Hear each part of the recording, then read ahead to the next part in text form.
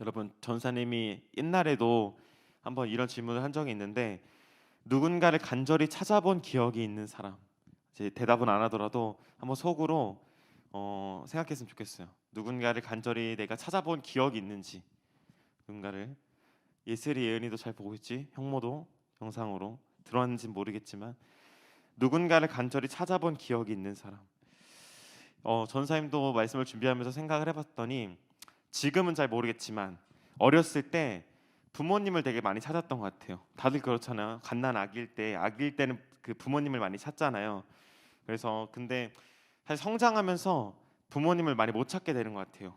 그냥 이제 전 선생님도 갓난 아기일 때는 부모님을 막 찾았는데, 시도 때도 없이 찾았는데, 조금 크고 나니까 부모님을 찾는 좀 그 횟수가 줄어드는 것 같아요. 그래서 고민해봤어요. 왜 내가 부모님을 잘 찾지 않을까라고 했더니, 그 이런 말 하면 좀 논란이 될 수도 있는데, 이제 내가 할 수 있다는 거죠. 이제 부모님이 없이도 내가 이거를 감당할 수 있다라는 거죠. 근데 보통 우리가 누군가를 간절히 찾았을 때는 그만한 이유가 있어요. 그게 뭐냐면, 내가 도움이 필요하니까. 아까 전사님 얘기했던 것처럼 전사님 부모님을 자주 찾지 않는 이유는 지금 이제 커가지고 내가 부모님이 없이도 이거 정도는 할 수 있어. 부모님 없이도 이거 정도는 내가 할 수 있으니까 부모님을 굳이 찾지 않아도 돼. 그러니까 내 힘으로 충분히 감당할 수 있기 때문에 부모님을 찾지 않는 것 같아요. 근데 오늘 시편 42편 이제 이따가 그 저자를 살펴보겠지만, 이 저자는 하나님을 간절히 찾았어요. 원래 여기서 답을 얘기하면 안 되는데 누군가를이라고 적혀 있는데, 어쨌든 이따 얘기할 거니까, 누군가를 간절히 찾았는데 그게 하나님이에요. 전삼이 지난주에 영상 본 친구들, 잘 본 친구들 기억나겠지만, Song of Songs, 노래 중에 노래라는 이제 우리가 말씀을 같이 아가서 말씀을 나눴는데, 오늘 시편의 말씀도 전삼이 지난주 얘기했던 것처럼 노래예요, 노래. 근데 오늘은 약간 간절한 노래 중에 가장 간절한 노래. 전도사님이 생각했을 때 시편 안에서, 성경 안에서 하나님을 향한 가장 간절한 마음이 어디에 담겨 있을까라고 했을 때, 전도사님은 시편 42편 이 말씀이 가장 먼저 떠오르더라고요. 누군가를 간절히 찾고 있는 이 저자, 과연 이 사람이 누구일까? 오늘 이제 말씀에 들어가기 전에 오늘 시편 42편을 쓴 저자에 대해서 우리가 같이 살펴봤으면 좋겠는데, 좋은 성경책에 있는 친구들을 보면은 1절 위에 뭐라고 적혀 있죠? 혹시 이제 있는 친구들 있는데 전사님 읽으면, 고라자손의 마스길, 인도자를 따라 부르는 노래. 여기서 마스길이라는 뜻이 깨달음이라는 이제 뜻이거든요. 고라자손의 깨달음, 인도자를 따라 부르는 노래.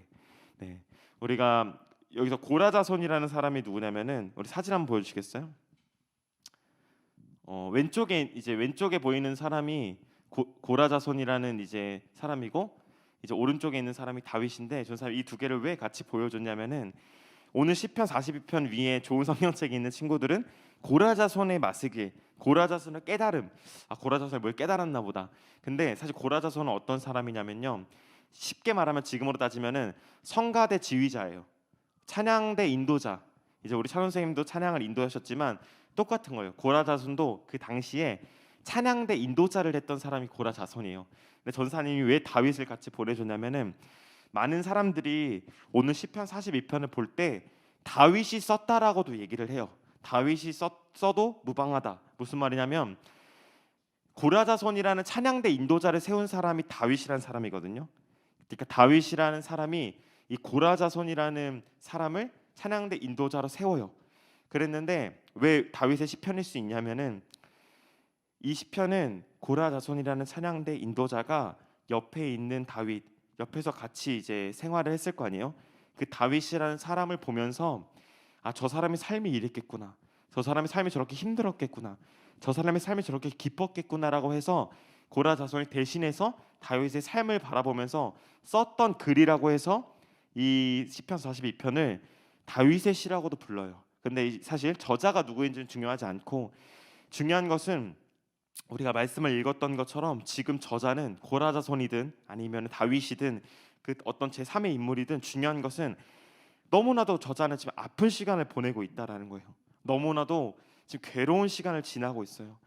우리 본문은 1절이랑 3절을 같이 읽어보도록 할게요. 우리 본문 1절과 3절 같이 읽겠습니다. 시작. 하나님이여 사슴이 시냇물을 찾기에 갈급함 같이 내 영혼이 주를 찾기에 갈급하니이다. 우리 3절 읽을게요. 우리 빨간색만 읽을게요. 3절 빨간색만. 시작. 내 눈물이 주야로 내 음식이 되었도다.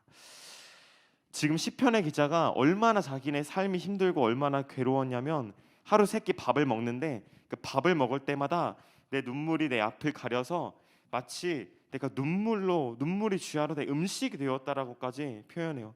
전사님이 5절 빨간 글씨를 전사님이 읽어주면 5절이 이렇게 기록하고 있습니다. 내 영혼아 내가 어찌하여 낙심하며 어찌하여 내 속에서 불안해하는가. 지금 시편 기자가 자신을 향해서 외치고 있는 거예요. 내 영혼아, 전사로 따지면 항서가 내가 어찌하여 지금 그렇게 낙심하고 있니? 어찌하여 내 속에서 그렇게 불안하고 있니? 여러분, 불안하다라는 것은 뭐냐면은 두렵다라는 거, 낙심된다는 거, 불안한다라는 마음이 왜 생기냐면요, 쉬워요, 되게. 자, 내가 왜 불안한 마음이 생길까? 내 안에 왜 자꾸 낙심이 들어올까라고 했을 때 한 가지 이유밖에 없어요. 뭐냐면 내가 할 수 없어서. 자, 이게 이해가 돼요? 내가 불안한 이유가 뭐냐면은 내 마음이 염려가 되는 이유가 뭐냐면은 내가 그 일을 할 수가 없어서예요. 이 말이 무슨 말이냐면은 내가 만약에 그 일을 할 수가 있어요. 예를 들면은 뭘 예를 들면 좋을까? 예를 들면 전도사님이 이제 많은 사람들 앞에서 피아노를 쳐야 돼요. 근데 피아노를 칠 때 왜 두려울까? 전도사님이 내가 피아노를 잘 못 칠 것 같아서 두려운 거예요. 근데 전도사 피아노를 막 잘 쳐요. 진짜 막 전공자예요. 그러면 불안할까요? 불안하지 않아요. 왜냐면 내가 잘하는 거니까. 뭐냐면 지금 왜 시편 이 기자가 불안해하는 이유가 뭐냐면 내가 할 수 없으니까. 뭘 할 수 없는지 모르겠어요. 오늘 성경은 기록하고 있지 않기 때문에. 근데 알 수 있는 것은 지금 너무나도 나의 할 수 없음을 알고 너무나도 두려워하고 있는 시편 기자의 모습을 우리가 볼 수 있습니다. 이 말씀을 통해서 우리에게 주시는 메시지는 뭐냐면은 우리는 누구나 불안해한다라는 거예요. 불안하지 않는 사람이 없다라는 거예요. 전사님이 여러분의 과거와 미래 또 지금의 상황을 다 알 수는 없지만 한 가지 확신할 수 있는 것은 모두가 불안해해요. 모두가 낙심하고 모두가 힘들어요. 아픔이 없는 사람이 없고 상처가 없는 사람이 없다는 거예요. 오늘 본문에 우리 믿음의 선진 고라사손도 그렇고 다윗도 그렇고 그렇게 위대하고 위대했던 왕이었던 다윗, 우리 지난주에도 이제 왕을 살펴봤지만 솔로몬 왕을 살펴봤지만 이번 주도 다윗은 왕이에요. 근데 왕이었던 그 사람도 성전에서 그렇게 봉사를 했던 고라 자손도 모두 낙심을 한다는 거예요. 그 믿음의 대단한 선진들도 우리라고 그 아픔이 없을까요? 오늘 시편의 기자처럼 우리 또한 모르겠어요. 지금 그런 시간을 보내고 있는 친구가 있을 수도 있는데 눈물이 내 앞을 가릴 때가 있어요. 밥맛이 없고 어떻게 해야 될지를 모르겠고 너무 낙심이 되고 불안하고 어쩌면 지금 상황이 딱 그런 것 같아요. 뭔가 국가적으로도 코로나 상황을 우리가 지나고 있잖아요. 지난주까지만 해도 정말 코로나 때문에 아까 이제 찬호쌤도 얘기했듯이 예배를 드리고 싶지만 드릴 수 없어서 너무나도 마음이 힘들었던 친구도 있었을 테고 또 지금도 여전히 코로나의 시간을 보내고 있는 우리 다음 세대 친구들도 있고 또 모든 사람들도 지금 코로나 때문에 염려하고 있는데 그뿐만 아니라 이제 학교를 들어갔잖아요. 학교를 다니고 과외를 하고 학원을 하고 그렇게 매일매일 동일한 일상을 살아가면서 우리 안에 불안함은요 점점점 더해져만 가는 것 같아요. 그 염려와 불안함이 없어지는 것이 아니라 나이를 먹으면 먹을수록 그 불안함은 더욱더 내 안에 많아지는 것 같아요. 근데 여러분 심지어 시편 기자가 자기가 겪고 있는 어떤 걸 겪는지 모르겠지만 자신이 겪고 있는 이 상황 때문에 너무나도 불안한데 그것 때문에도 어려워 죽겠는데 이런 말까지 듣습니다. 우리 3절이면 3절 같이 빨간색 글씨만 읽을게요. 빨간색 글씨만 시작. 사람들이 종일 내게 하는 말이 내 하나님이 어디 있느뇨. 시편 기자는 지금 내 힘듦만 감당하는 것도 힘들어요. 시편 기자는 지금 내가 겪고 있는 상황들, 내가 겪고 있는 그 어려운 마음들만 감당하는 것도 쉽지가 않은데 주변 사람들이 이렇게 얘기하는 거예요. 예를 들면은 야 찬미야, 너가 믿는 하나님이 어디 있어? 찬서야, 너가 이렇게 힘들어하는 모습을 보니까 너 하나님은 없구나. 하나님이 있으면 이 세상이 왜 이래? 지금 딱 좋죠? 하나님이 있으면 코로나가 왜 생겨? 너의 하나님이 없어 보인다. 여러분, 이 기자의 마음, 이 오늘 말씀을 기록한 기자의 마음이 얼마나 힘들었을까? 그냥 내가 겪는 그 일만으로도 너무나도 힘든데, 이것만으로도 벅찬데 주변 사람들이 너가 힘들어하는 걸 보니까 하나님은 없어 보여. 전사님이 41편 9절을 이제 읽으면 뭐라고 얘기하면 여기서 가까운 친구도 나를 대적했다 이렇게 기록하고 있어요. 가장 믿었던 가까운 친구조차, 내 주변의 사람들조차 나를 향하여 대적하고 있는 거예요. 너의 하나님이 어딨니?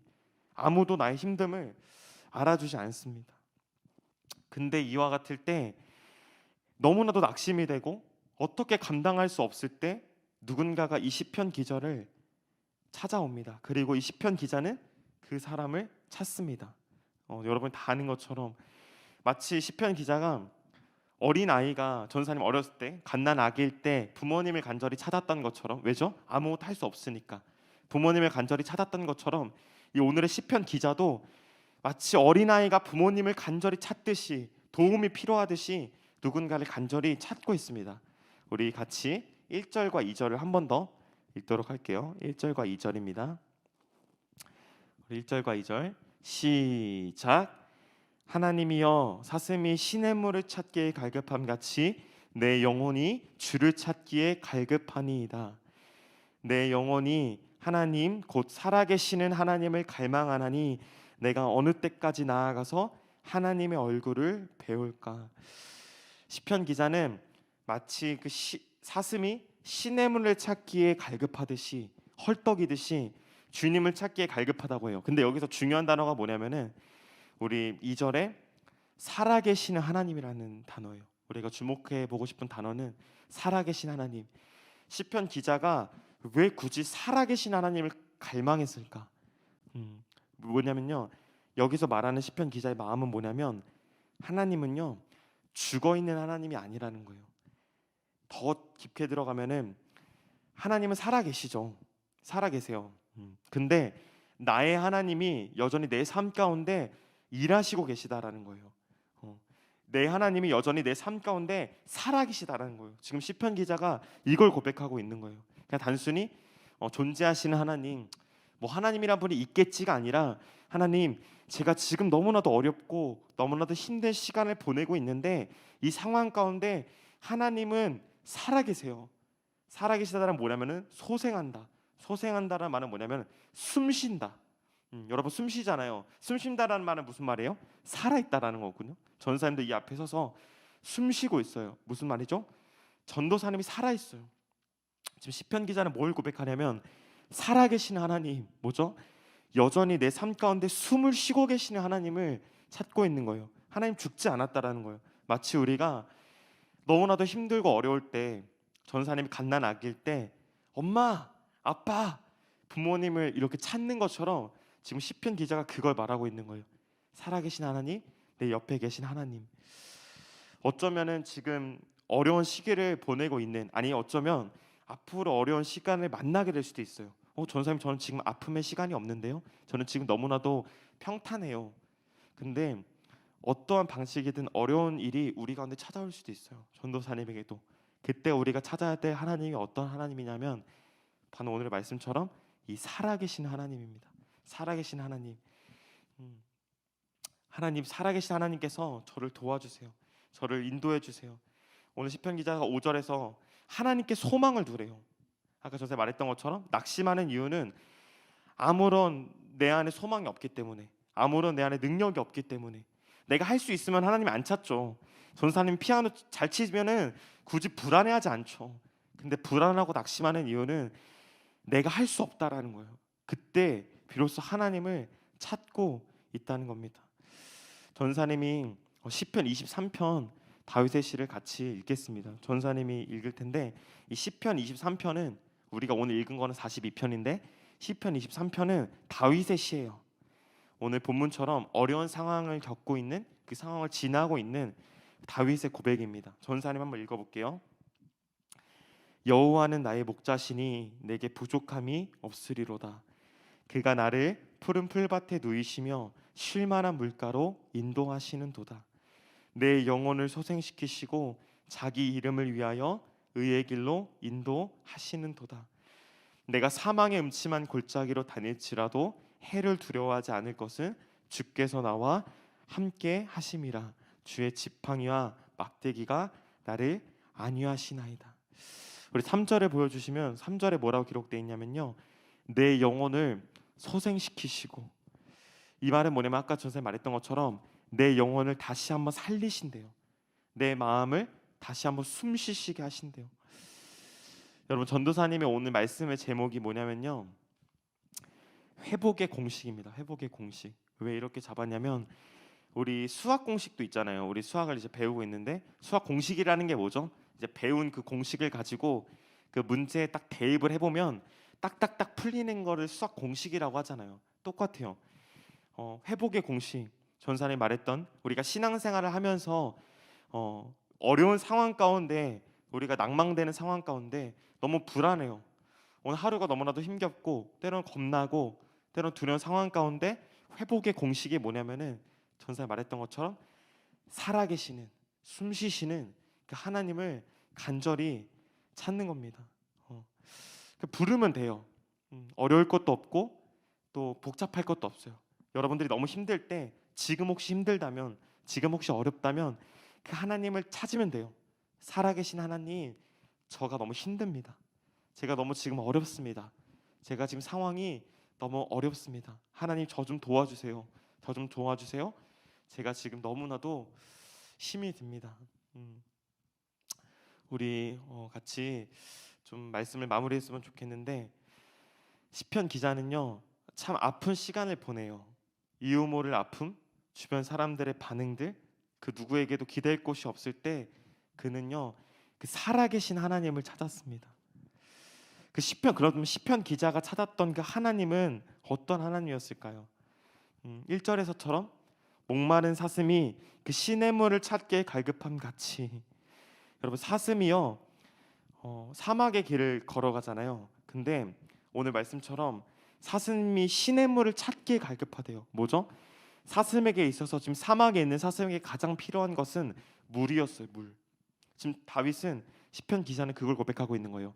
마치 하나님이 나의 물 같습니다. 사막의 길을 걷고 있는 저에게 하나님은 물과도 같습니다. 저에게는 물이 없이는 살아갈 수가 없습니다. 똑같이 저에게 하나님이 없으면 저는 살아갈 수가 없습니다. 다윗에게는 그 하나님이 전부였어요. 사슴에게 물이 전부였듯이 다윗에게 하나님이 다윗에게 전부였다고 말하고 있습니다. 오늘 그 하나님을 우리가 만나는 시간이 되었으면 좋겠습니다. 혹시라도 힘든 시간을 보내고 있는 친구들이 있습니까? 여러 가지 어려운 일들이 닥쳐 있습니까? 지금은 괜찮지만 앞으로 그러한 시간을 맞이하는 그 상황을 상상하니 너무나도 힘겨운 친구들이 있습니까? 그때 우리의 유일한 소망 되시고 유일한 생수 되시고 생명 되시는 그 살아계신 하나님을 우리가 만나기를 간절히 소망합니다. 우리 이 시간 마지막으로 4장 13절 같이 읽었으면 좋겠는데, 4장 13절 읽기 전에 전사님 오늘의 설교의 제목처럼 회복의 공식, 구약의 다윗처럼 또 고라 자손처럼 이 42편 시편의 기자처럼 어려움과 아픔의 시간을 지냈던 신약의 인물이 있습니다. 바로 사도 바울이라는 사람인데, 고라 자손이 또 다윗이 회복을 공식처럼 알았던 것처럼 이 신약의 바울도 그 회복의 공식을 알고 있었던 것 같아요. 전도사님이 마지막으로 말씀 읽고 마치도록 하겠습니다. 빌립보서 4장 13절입니다. 전도사님 읽을게요. 내게 능력 주시는 자 안에서 내가 모든 것을 할 수 있느니라. 내게 능력 주시는 자 안에서 내가 모든 것을 할 수 있느니라. 이 말을 다른 말로 하면 뭐냐면요, 하나님께서 내게 능력을 주시지 않으면 내가 아무것도 할 수가 없습니다. 왜냐하면 저는 능력이 없기 때문입니다. 저는 할 줄 아는 게 없기 때문입니다. 반대로 하나님이 저에게 능력을 주신다면 제가 모든 것들을 다 감당할 수가 있습니다. 오늘 말씀에서 하나님께서 말씀하시고자 하는 것은 무엇이냐면은 목마른 사슴, 시냇물 찾기에 갈급한가 같이 때로는 목마르고 때로는 어떻게 할지를 모르겠고 상처와 힘듦과 아픔 때문에 그 시간들을 지내고 있는 우리들에게 야, 너에게 필요한 것은 물과 같은 하나님, 생수의 근원 되신 하나님, 살아계시고 숨쉬시는 그 하나님이 너에게 가장 필요하단다. 너에게 하나님의 능력이 있으면 너가 모든 것을 감당할 수 있어. 때로는 공부 때문에 힘들고 관계 때문에 힘들고 여러 가지 많은 상처 때문에 힘든 우리들의 마음 가운데 하나님께서 오늘 말씀하시는 거예요. 회복의 공식, 너가 힘들 때 어려울 때 우리를 인도하시고 우리를 살리시는 그 하나님을 간절히 찾았으면 좋겠다.